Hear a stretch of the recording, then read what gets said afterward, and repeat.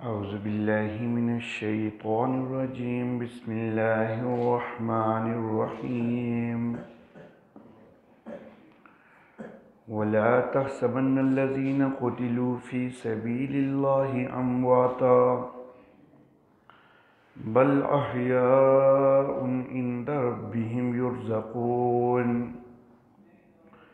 فرحين بما آتاهم الله من فضله وَيَسْتَبْشِرُونَ بِالَّذِينَ لَمْ يَلْحَقُوا بِهِمْ مِنْ خَلْفِهِمْ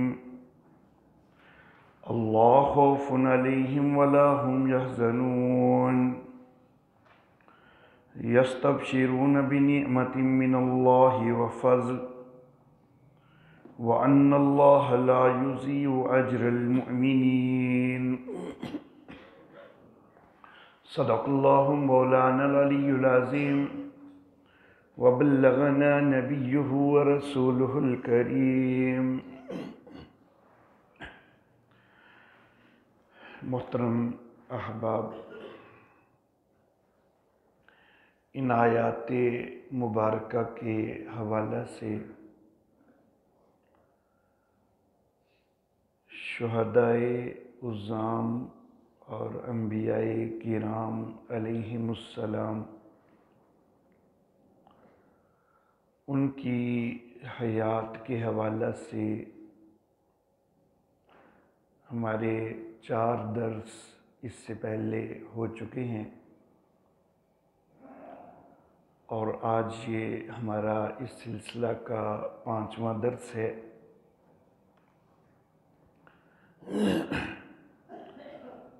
گزشتہ درس میں میں نے قرآن حکیم کے 15 مختلف مقامات پیش کیے تھے، جن میں سے بعض مقامات ایسے ہیں کہ جن میں ساری انسانیت کا تذکرہ کرتے ہوئے ساری انسانیت کے لیے موت کا ذکر ہے، اور ظاہر بات ہے کہ انبیاء کرام علیہم السلام وہ بھی انسان ہیں، تو ان کے لیے بھی موت کا ذکر ہو گیا. اور کچھ مقامات خاص طور پر میں نے وہ ذکر کیے تھے کہ جن کے لیے بطور خاص انبیاء کرام علیہم السلام کے لیے موت کا تذکرہ موجود ہے.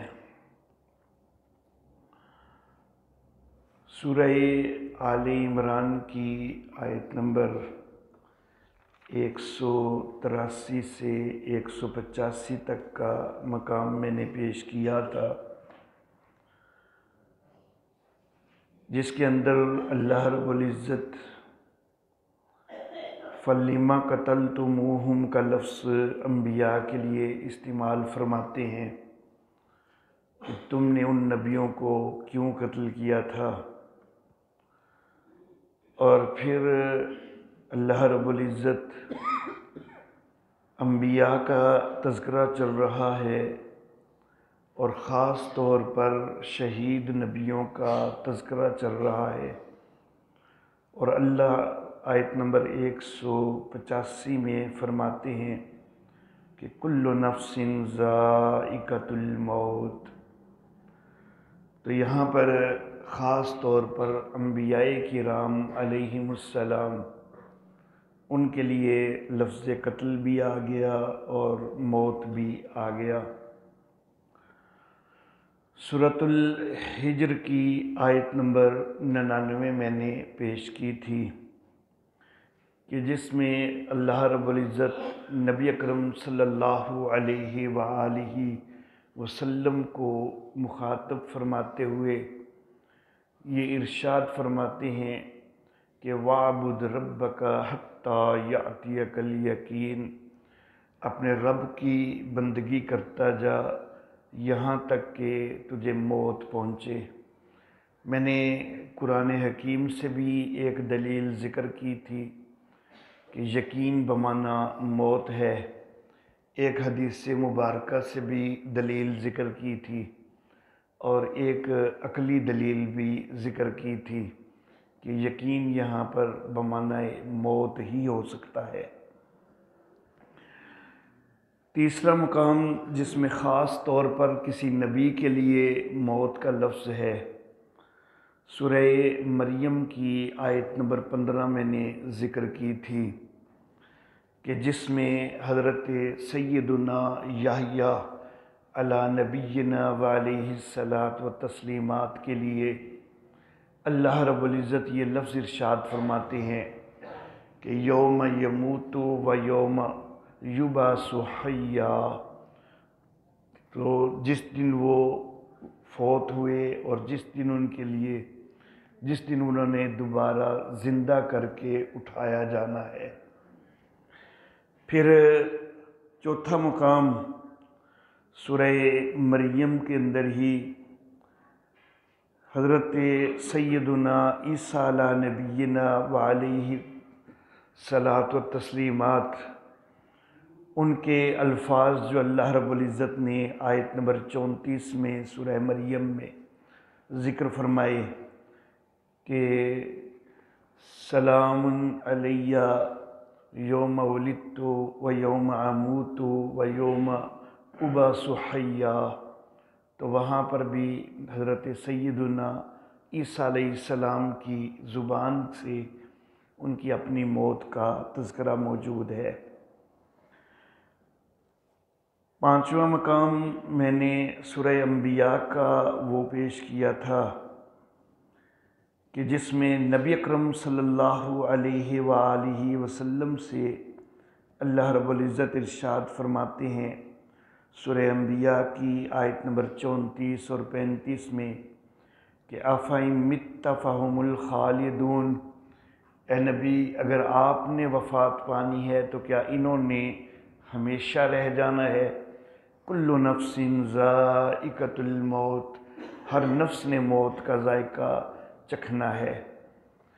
چھٹا خاص وہ مقام کہ جس میں خاص کسی نبی کے لیے موت کا تذکرہ موجود ہے، وہ میں نے سیدنا ابراہیم علیہ الصلاۃ و تسلیمات کی دعا ذکر کی تھی سورۃ الشعراء کی آیت نمبر 81 میں۔ وہ فرماتے ہیں کہ والذی یمیتنی ثم یحیین، اور وہی ہے کہ جو مجھے مارے گا پھر مجھے زندہ کرے گا۔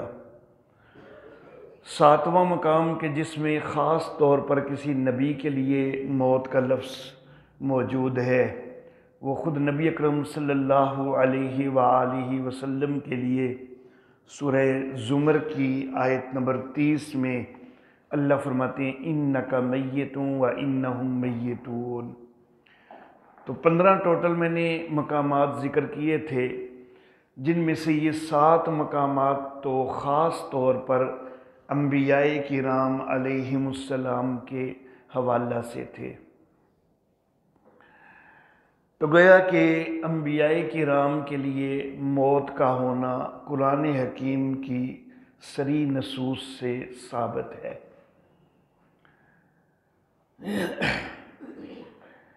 لیکن بات جو ہے، جو ہمارا اشاعت التوحید و سنہ کا موقف ہے، وہ اتنی بات سے وہ پورا ثابت نہیں ہوتا، کیونکہ یہ سارے جو ہم نے مقامات ذکر کیے، ان سے اتنا تو ثابت ہو گیا کہ انبیاء کرام علیہم السلام کے لیے موت ہے۔ تو ہمارے احباب کہیں گے کہ موت تو ہم بھی مانتے ہیں، ہم کون سا نہیں مانتے، یہ آیتیں تو آپ تب پیش کریں کہ ہم موت نہ مانتے ہوں، ہم بھی موت مانتے ہیں، لیکن مرنے کے بعد اسی جسم اور روح کے تعلق کے ساتھ زندگی مانتے ہیں ہم، کہ مرنے کے بعد روح دوبارہ واپس آ جاتی ہے، ہم اس کے قائل ہیں، موت تو ہم بھی مانتے ہیں۔ تو میں یہ عرض کرنا چاہوں گا کہ ہم نے 15 مقامات ذکر کیے، آگے سے ایک چھوٹا سا جملہ آ کے ان ساری چیزوں کو ختم کر دے کہ جی موت تو ہم بھی مانتے ہیں، تو پھر یہ آیتیں پیش کرنے کا مقصد؟ تو میں یہ عرض کرنا چاہوں گا کہ موت آپ مانتے ہیں زبانی طور پر، ایمانی طور پر، اعتقادی طور پر وہ مانتے ہیں، لیکن موت کی وہ کیفیت مانو کہ جو خود اللہ رب العزت ذکر فرماتے ہیں۔ موت کی تعریف کسی مولوی سے نہ کرواؤ، بلکہ موت کی تعریف جو قرآن حکیم سے ثابت ہوتی ہے وہ والی موت کی تعریف مان لو۔ موت تو تم نے مان لی، تو موت کی تعریف بھی جو قرآن سے ثابت ہوتی ہے وہ مان لو، تو جھگڑا سارا ختم ہو جاتا ہے۔ اب قرآن حکیم سے موت کی تعریف جو ثابت ہوتی ہے تو اس کی دو بنیادیں ہیں۔ ایک بنیاد یہ کہ موت کے ساتھ روح قبض ہو جاتی ہے، اور دوسری بنیاد یہ کہ وہ روک رکھی جاتی ہے، واپس نہیں ہو جاتی بلکہ روک رکھی جاتی ہے۔ اس کے لیے سورہ زمر کی آیت نمبر 42 صفحہ نمبر 418 ہے۔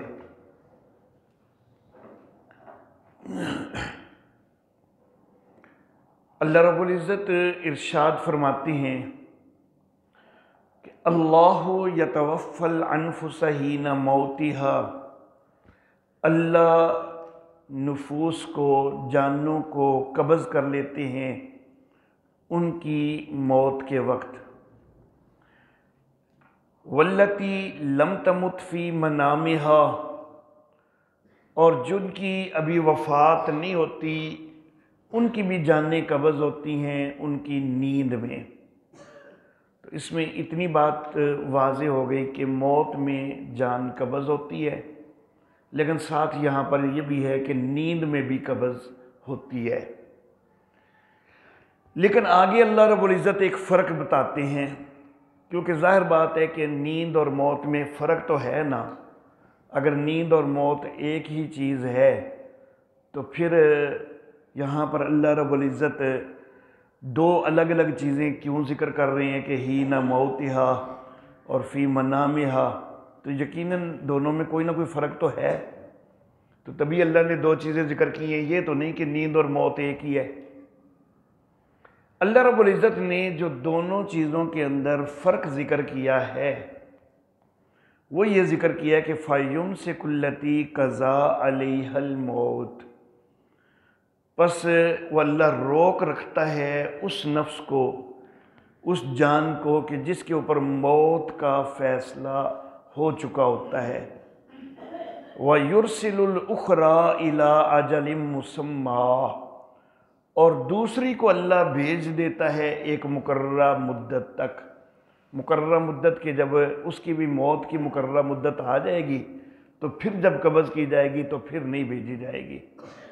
تو گویا کہ اللہ رب العزت نے موت کے متعلق یہ فرمایا کہ موت میں روح قبض ہوتی ہے، اگرچہ قبض تو نیند میں بھی ہوتی ہے، لیکن فرق یہ ہے کہ نیند والی واپس آتی ہے، موت والی واپس کوئی نہیں آتی۔ تو یہ چیز جو ہے یہاں پر آ کے معاملہ ہمارے بھائی جو ہیں وہ خراب کر دیتے ہیں۔ وہ کہتے ہیں تھوڑی دیر بعد روح کا اسی جسم سے تعلق ہو جاتا ہے۔ ہم کہتے ہیں کہ قرآن جب کہہ رہا ہے کہ اللہ اس کو روک رکھتے ہیں، تو جس کو اللہ روک رکھیں اس کا تعلق آپ کیسے بنا سکتے ہیں؟ قرآن حکیم سے کہیں ایک آیت مبارکہ سے بھی صراحت کے ساتھ یہ ثابت کر دیں کہ انبیاء کرام علیہم السلام کی روحوں کا ان کی وفات کے بعد دوبارہ انہی جسموں کے ساتھ تعلق بنا دیا جاتا ہے؟ کسی آیت مبارکہ سے یہ ثابت کر دیں، لیکن یہ کہیں ثابت کوئی نہیں۔ کسی صحیح صریح متواتر حدیث سے یہ چیز ثابت کر دیں کہ نبی اکرم صلی اللہ علیہ وآلہ وسلم نے فرمایا ہو کہ انبیاء کی ارواح کا جسموں کے ساتھ دوبارہ تعلق بنا دیا جاتا ہے کچھ دیر بعد، یہ کسی صحیح صریح متواتر حدیث کے اندر بھی کوئی موجود نہیں ہے۔ اللہ اللہ۔ تو بہرحال موت کے لیے اندر روح روک رکھی جاتی ہے۔ سورہ نحل کے اندر اللہ رب العزت فرماتے ہیں کہ وَمَا يَشْعُرُونَ أَيَّانَ يُبْعَثُونَ، ان کو تو یہ معلوم بھی نہیں ہوتا کہ کب اٹھائے جائیں گے۔ تو یہ کن کے متعلق تذکرہ ہو رہا ہے کہ جن کو اللہ کے سوا پکارا جاتا ہے، تو ان میں نبی بھی شامل ہیں، ولی بھی شامل ہیں، اور اللہ فرماتے ہیں کہ ان کو پتہ کوئی نہیں کہ کب اٹھائے جائیں گے۔ تو گویا کہ روح کا فوراً تعلق دوبارہ کوئی نہیں بن جاتا۔ اللہ تو کہہ رہے ہیں کہ ان کو پتہ ہی کوئی نہیں کہ کب اٹھائے جائیں گے، تو گویا کہ دوبارہ تعلق کوئی نہیں بن جاتا۔ حضرت سیدنا یحییٰ علیٰ نبینا وعلیہ الصلاۃ والتسلیمات کا جو ذکر ہوا کہ سلام علیہ یوم ولد و یوم یموت و یوم یبعث حیا، اس میں یوم کا لفظ اللہ رب العزت نے 3 دفعہ استعمال فرمایا ہے کہ سلامتی ہو یحییٰ علیہ السلام پر جس دن وہ پیدا ہوئے، جس دن ان کی موت ہے، اور جس دن زندہ کر کے اٹھائے جائیں گے۔ اگر موت کے تھوڑی دیر بعد ہی روح واپس آ جاتی ہے تو پھر یہ تیسرا یوم کا لفظ نہیں ہونا چاہیے تھا، پھر تو یہی ہونا چاہیے تھا کہ سلام علیہ یوم ولد و یوم یموت و یبعث حیا، کہ سلامتی ہے اس دن بھی کہ جس دن وہ پیدا ہوئے، اور اس دن بھی کہ جس دن وہ مرے، اور ساتھ ہی ان کی دوبارہ بعثت بھی ہو جائے، دوبارہ زندہ بھی ہو جائیں، پھر تو یوں ہونا چاہیے تھا۔ لیکن اللہ نے یوم یموت الگ فرمایا، یوم یبعث الگ فرمایا، تو معلوم ہوا کہ الگ الگ دن ہیں۔ اسی طرح سیدنا عیسیٰ علیہ نبینا وعلیہ الصلاۃ والتسلیمات، ان کی زبان مبارک سے بھی یہ لفظ اللہ ذکر فرماتے ہیں کہ یوم اموت و یوم ابعث حیا، تو اس سے بھی پتہ چل رہا ہے کہ وہ الگ دن ہے۔ سورہ مومنون کے اندر اللہ رب العزت فرماتے ہیں کہ ثم انکم بعد ذالک لمیتون، اس کے بعد تم سب مر جانے والے ہو۔ ثم انکم یوم القیامت تبعثون، قیامت والے دن تم اٹھائے جاؤ گے۔ تو گویا کہ روح روکی ہوئی ہے، واپس کوئی نہیں، اسی وقت آ گئی، قیامت والے دن واپس آئے گی۔ سورہ عبسہ کے اندر اللہ فرماتے ہیں ثم اذا شاء انشرہ، جب انسان کو اللہ چاہے گا تو اٹھائے گا، یعنی کسی انسان کی روح فوری واپس کوئی نہیں آ گئی، بلکہ جب اللہ چاہے گا اٹھائے گا۔ تو موت کے اندر روح روک لی جاتی ہے، تو موت نبیوں کے لیے ثابت ہے، اس میں تو روح روکی جاتی ہے۔ آپ تھوڑی دیر بعد روح کے واپس آ جانے کا ذکر کرتے ہیں، تو یہ کیفیت تو اللہ نے نیند کی بتائی ہے۔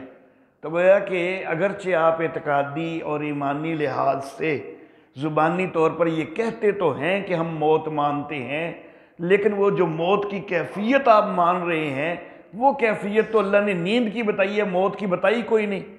موت کی کیفیت تو اللہ نے یہ بتائی ہے کہ روح کو روک لیا جاتا ہے۔ اب روکا کب تک جاتا ہے؟ سورہ آل عمران کے اندر اللہ رب العزت نے اس کا ایک اشارتاً ذکر کیا ہے۔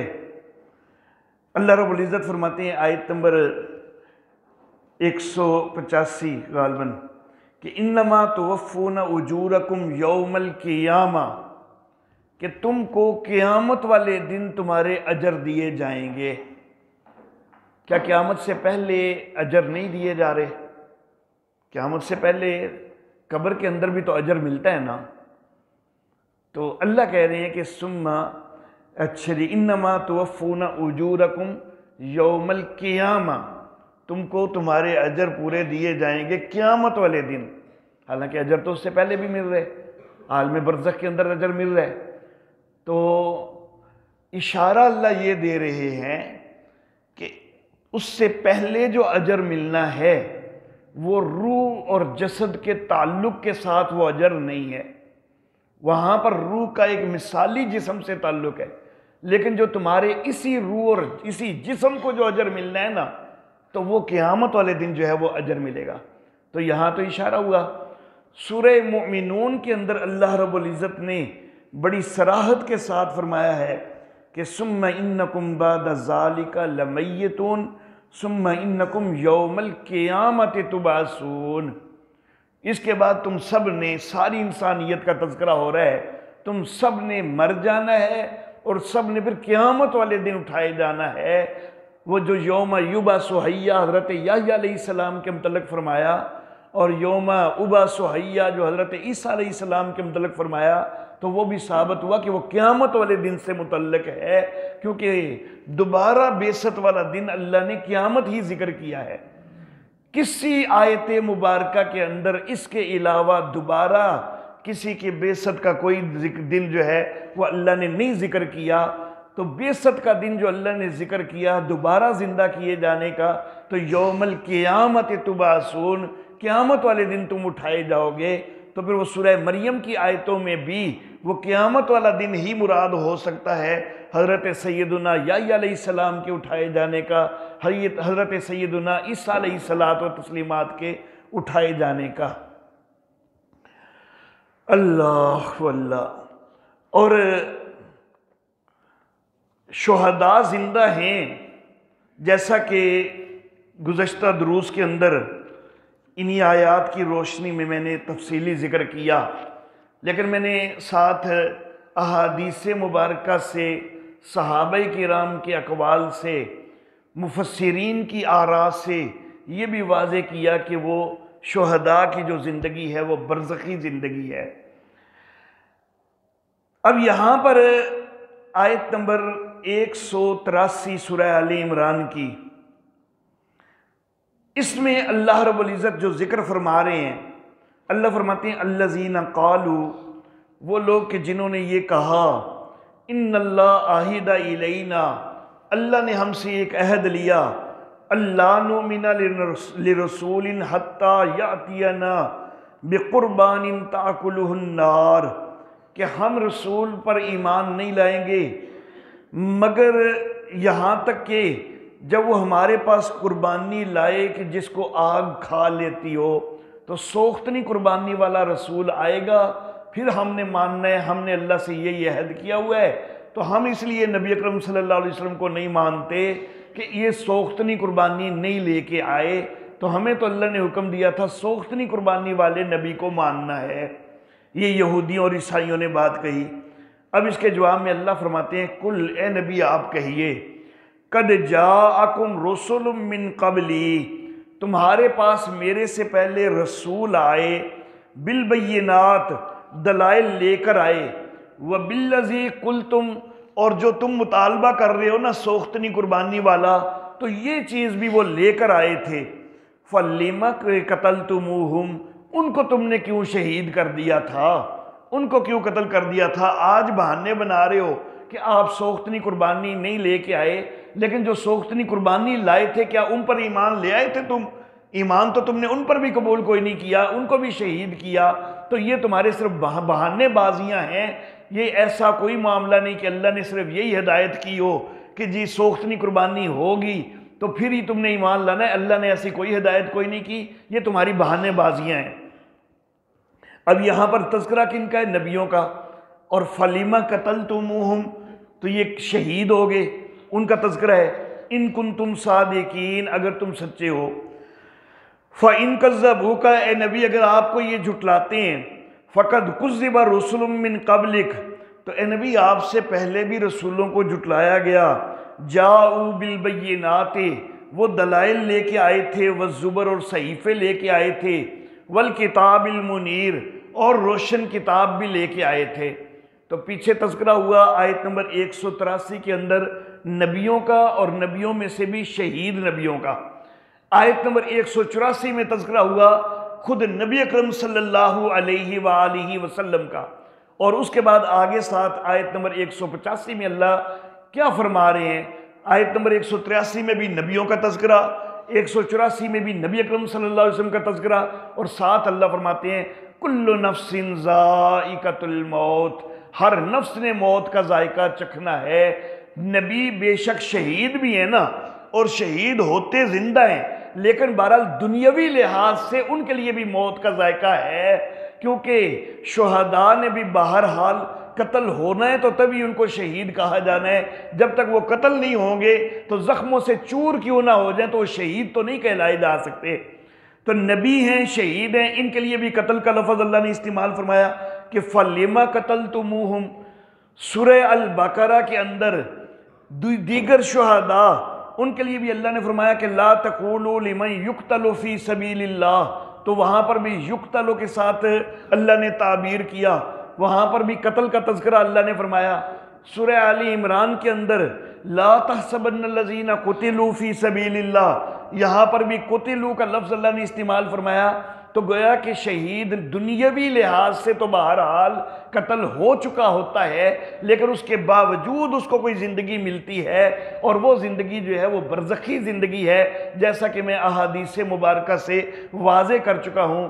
تو جب شہداء کو برزخی حیات حاصل ہے، اور انبیاء کرام علیہم السلام ان کے لیے بھی میں نے واضح کر دیا کہ ان کے لیے موت ہے، اور موت ہوتی تب ہے کہ قیامت سے پہلے روح واپس کوئی نہ آئے۔ قیامت سے پہلے آئے نا تو بے شک وہ 309 سال بعد بھی آئے نا تو وہ نیند ہوتی ہے، وہ موت نہیں ہوتی۔ ہاں البتہ ایک چیز ہے، ہو سکتا ہے کہ آپ کے ذہنوں میں ایک اعتراض آئے کہ قیامت سے پہلے بھی کچھ مردے زندہ ہوئے ہیں۔ حضرت عیسیٰ علیہ السلام نے کہا کہ قم بِإِذْنِ اللہ، تو مردے زندہ ہو گئے۔ حضرت عزیر علیہ نبینا علیہ الصلاۃ و تسلیمات 100 سال اللہ نے وفات دے کے ان کو زندہ کر دیا۔ حضرت سیدنا موسیٰ علیہ نبینا علیہ الصلاۃ و تسلیمات، انہوں نے 70 اپنے ساتھیوں کے لیے دعا مانگی تو وہ زندہ ہوئے۔ حضرت حزقیل علیہ الصلاۃ و تسلیمات، انہوں نے ایک شہر کے لیے دعا مانگی، وہ زندہ ہوئے۔ یہ 4 چیزیں پیش کر سکتے ہیں لوگ، لیکن یہ چاروں معجزے ہیں، اور معجزے کا معاملہ اور ہوتا ہے اور عام اصول جو ہے وہ اور ہوتا ہے۔ اگر معجزہ اور اصول ہو ہی ایک تو پھر تو اس کو معجزہ کہا ہی نہیں جا سکتا۔ معجزہ تو کہتے ہی اس کو ہیں کہ جو عام نارمل روٹین سے ہٹ کے ہوتا ہے، تو وہ چاروں معجزے ہیں، ان کو جو ہے وہ اس پر دلیل نہیں بنایا جا سکتا کہ نہیں جی جو ہے وہ مردے کی بھی روح جو ہے وہ جلدی واپس آ جاتی ہے۔ وہ صرف معجزانہ طور پر تھوڑی دیر کے لیے واپس آئی، لیکن وہ بھی پھر دوبارہ واپس چلی بھی گئی، یہ نہیں کہ وہ پھر قیامت تک جو ہے وہ واپس ہی رہی ہے۔ وہ صرف معجزہ اللہ نے دکھانا تھا کچھ نبیوں کا، تو اس کے لیے کچھ وقت کے لیے وہ لوگ زیادہ دوبارہ زندہ ہوئے، لیکن جب پھر ان کے لیے موت کا وقت اللہ نے متعین کیا تو ان کے لیے دوبارہ بھی موت ہوئی، اور وہ بھی قیامت والے دن ہی اٹھائے جائیں گے۔ جو ایک دفعہ ان معجزوں میں اٹھائے بھی گئے تو وہ بھی دوبارہ جو ہے وہ موت ان کے لیے آ چکی، اور وہ قیامت والے دن ہی اٹھائے جائیں گے۔ تو میرے محترم احباب، گزشتہ درس کی تکمیل جو ہے وہ آج کے درس کے ساتھ بنتی ہے کہ وہاں پر موت کا تذکرہ تو ہو گیا، لیکن موت کی کیفیت بھی وہ ماننی چاہیے نا کہ جو اللہ رب العزت ذکر کر رہے ہیں، تو پھر تو مسئلہ حل ہو جاتا ہے۔ اور مفسرین کرام نے بھی موت کی یہ کیفیت جو ہے وہ ذکر کی ہے۔ اس کے لیے چند ایک حوالے جو ہے وہ میں ذکر کر دیتا ہوں، اگرچہ حوالے تو بہت سارے ہیں۔ حضرت عبداللہ ابن عباس رضی اللہ تعالی عنہما، تفسیر قرطبی کے اندر ان کا قول ذکر ہے، فرماتے ہیں کہ ابن آدم کے اندر نفس بھی ہے اور روح بھی ہے۔ ایک ہے نفس اور ایک روح، دونوں کے درمیان سورج کی شعاع جیسا تعلق ہے۔ نفس وہ ہے کہ جس کے ساتھ عقل ہے، تمیز ہے، اور روح وہ ہے کہ جس کے ساتھ خود یہ نفس ہے اور حرکت ہے۔ تو جس وقت بندہ سو جاتا ہے تو اس وقت نفس قبض ہوتا ہے، اور روح اس وقت قبض نہیں ہوتی۔ تو نیند میں گویا کہ روح بھی قبض ہو جاتی ہے اور نفس بھی قبض ہو جاتا ہے۔ یہ حضرت عبداللہ ابن عباس رضی اللہ تعالی عنہما ان کی رائے یہ ہے۔ قرآن حکیم میں بھی جو ہے سورہ زمر کے اندر نفس کے قبض ہونے کا جو ہے وہ تذکرہ ہے کہ اللہ رب العزت نفوس کو قبض کرتے ہیں، تو حضرت ابن عباس رضی اللہ تعالیٰ عنہما تو وہ روح اور نفس یہ دو الگ الگ چیزیں بناتے ہیں، اور وہ کہتے ہیں نیند میں صرف نفس قبض ہوتا ہے اور موت میں نفس اور روح دونوں قبض ہوتے ہیں۔ عمر بن صلاح کہتے ہیں کہ دونوں وفاتوں میں فرق یہ ہوگا کہ نیند کی حالت میں روح بدن سے اس شرط پر جدا ہوتی ہے کہ اس میں واپس آئے گی، اس میں اس کا خروج اس طرح نہیں ہوتا کہ جسم سے اس کا تعلق بالکل منقطع ہو جائے۔ تو نیند میں گویا کہ کسی حد تک تعلق رہتا ہے کیونکہ اس نے واپس آنا ہوتا ہے، بلکہ اس کا اثر یعنی بدن کی حیات باقی رہتی ہے، لیکن حالت موت میں روح بدن سے بالکل منقطع ہو جاتی ہے۔ تو یہ حضرت عمر بن صلاح رحمہ اللہ ان کی رائے ہے کہ بالکل منقطع ہو جاتی ہے، اس کا کوئی تعلق جو ہے وہ باقی نہیں رہتا۔ حضرت شاہ عبد القادر رحمہ اللہ موضع القرآن کے اندر یعنی نیند میں ہر روز جان کھینچتا ہے، یہی نشان ہے آخرت کا، اگر نیند میں کھینچ کر رہ گئی تو یہی موت ہے، مگر یہ جان وہ ہے جس کو ہوش کہتے ہیں، جس طرح حضرت ابن عباس نے اس کو نفس کہا، انہوں نے ہوش کہا۔ اور ایک جان جس سے دم چلتا ہے اور نبض اچھلتی ہے اور کھانا ہضم ہوتا ہے وہ موت سے پہلے نہیں کھینچتی، جس کو حضرت ابن عباس نے روح کہا، تو اس کے متعلق یہ جو ہے وہ کہہ رہے ہیں کہ وہ نہیں کھینچتی۔ مولانا ثناء اللہ پانی پتی رحمہ اللہ تفسیر مظہری کے اندر وہ فرماتے ہیں یعنی ان کو جسموں سے قبض کرتا ہے، یا تو اس طرح سے کہ ان کا ان جسموں سے تعلق پوری طرح منقطع ہو جائے، پس ان کا ان میں ظاہراً اور باطناً تصرف ممکن نہ رہے، اور یہ ان کی موت کے وقت اور ان سے ہٹ جانے کے وقت ہوتا ہے، اور یا اس طرح کہ ان کو صرف ظاہراً کسی حد تک قبض کر لیتا ہے کہ ان سے حس اور حرکت ارادی ختم کر لیتا ہے۔ تو نیند اور موت کی جو کیفیت میں فرق ہے، تو حضرت ثناء اللہ پانی پتی انہوں نے بھی یہ کہا کہ نیند میں کسی حد تک تعلق رہتا ہے، موت میں مکمل منقطع ہو جاتا ہے۔ حضرت علامہ شبیر احمد عثمانی رحمہ اللہ سیدنا علی المرتضیٰ رضی اللہ تعالیٰ عنہ کا قول ذکر کرتے ہیں کہ نیند میں روح نکل جاتی ہے مگر اس کا مخصوص تعلق بدن سے بذریعہ شعاع کے رہتا ہے، جس سے حیات باطل ہونے نہیں پاتی۔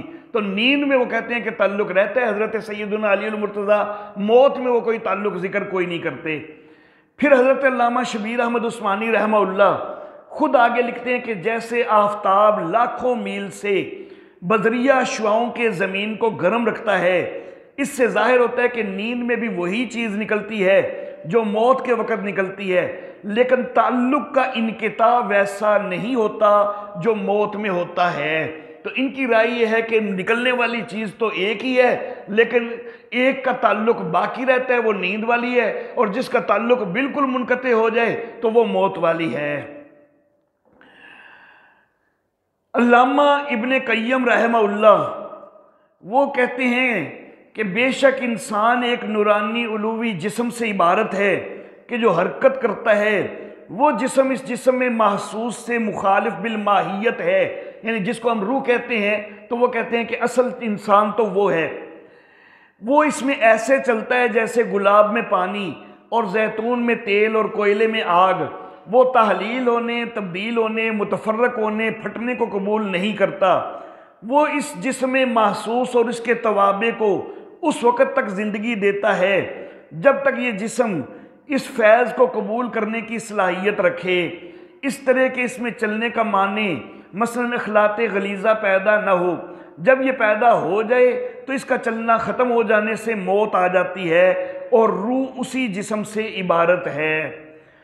حضرت شاہ ولی اللہ رحمہ اللہ لکھتے ہیں ہمارے وجدان صحیح کے ساتھ یہ بات ثابت ہو چکی ہے کہ موت روح کا جسم سے جدا ہونا ہے۔ اور اب آخر پر دو حوالے میں ذکر کرنا چاہوں گا۔ شیخ الحدیث حضرت مولانا سرفراز صفدر رحمہ اللہ ان کی قبر پہ کروڑوں رحمتیں نازل فرمائے، ان کی اپنی کتاب تسکین الصدور سے ایک حوالہ حضرت مولانا غلام غوث ہزاروی رحمہ اللہ کا، یہ مولانا سرفراز صفدر رحمہ نے اس حوالے کو ذکر کیا ہے کہ عرف عام میں موت جان نکل جانے کا نام ہے، یعنی جب روح جسم سے نکل جاتی ہے تو اس کو موت کہتے ہیں۔ علماء نے موت کا معنی کیا ہے کہ روح کا تعلق جسم سے منقطع ہو جائے۔ قرآن و حدیث کے نصوص و اشارات سے معلوم ہوتا ہے کہ موت کے وقت روح نکال لی جاتی ہے، آسمانوں کی طرف لے جائی جاتی ہے، پھر اپنی مقررہ جگہ پر رکھی جاتی ہے۔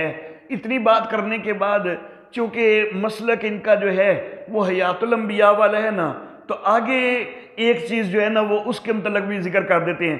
کہتے ہیں بعض روایات میں ہے کہ قبر کی طرف لوٹائی جاتی ہے۔ تو یہ انہوں نے ساتھ جو ہے نا وہ آخر پہ ایک اپنا تبصرہ کر دیا۔ اور خود مولانا سرفراز صفدر رحمہ اللہ وہ کہتے ہیں جمہور علماء اسلام موت کا معنی انفکاک الروح عن البدن ہی کرتے ہیں، یعنی روح کا جسم سے تعلق منقطع ہو جانا جمہور علماء نے یہی معنی کیا ہے۔ اب جمہور علماء نے یہ معنی کیا ہے اور مولانا سرفراز صفدر رحمہ اللہ نے یہ معنی ذکر کیا جمہور کے حوالہ سے، اور پھر اس کی کوئی تردید نہیں کی۔ جب وہ ایک حوالہ ذکر کرتے ہیں اور کہتے ہیں کہ جمہور یہی کہتے ہیں اور پھر خود اس کی تردید نہ کریں، تو پھر مطلب یہی ہوا نا کہ ان کے نزدیک بھی موت یہی ہے کہ روح جسم سے منقطع ہو جائے، اس کا تعلق منقطع ہو جائے۔ تو میرے محترم احباب، ہم یہی کہتے ہیں کہ اسی چیز کو مان لو کہ انبیاء کرام علیہم السلام ان کے لیے بھی اللہ نے موت کا بھی تذکرہ کیا ہے۔ صرف ان کی نیند ہی نہیں ماننی، ان کی موت بھی ماننی ہے۔ نیند بھی ان کی زندگی میں ہوتی رہی ہے، لیکن ان کی جب وفات ہوئی ہے تو اب نیند نہیں ہے، اب موت ہے، اور موت تبھی ہے کہ جب روح اور جسم کا تعلق قیامت تک منقطع ہے۔ وآخر دعوانا ان الحمدللہ رب العالمین۔